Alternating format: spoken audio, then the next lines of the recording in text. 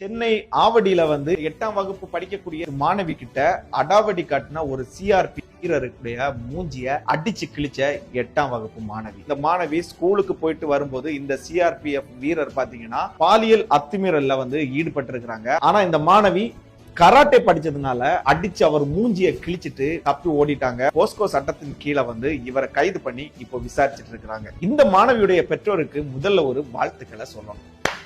கல்வி, உணவு, உடை இது எவ்வளவு ஒரு குழந்தைக்கு முக்கியமோ அதே அளவு கராத்தையும் முக்கியம்னு சொல்லி அதை படிக்க வச்சிருக்காங்க. பாத்தீங்களா, கராத்தேங்கிற தற்காப்பு கலையை படிச்சதுனால உடல் ஆரோக்கியத்துடனும் மன ஆரோக்கியத்துடனும் இந்த மிருகத்திட்ட இருந்து தப்பிருச்சு. இது போல எல்லா குழந்தைகளும் மன ஆரோக்கியத்துடனும் உடல் ஆரோக்கியத்துடனும் இருந்து இந்த மாதிரியான விஷயங்களை எதிர்கொள்ளணும். எனவே நமக்கு கல்வி, உணவு, உடை எவ்வளவு முக்கியமோ அதே அளவு பெண் குழந்தைகள் நினைத்த உயரத்தை அடையிறதுக்கு அவங்களுக்கு இந்த மாதிரியான தற்காப்பு கலையை கற்றுக் கொடுக்கிறதுக்கு பெற்றோர்களாகிய நீங்க ஒரு வழிவகை செய்து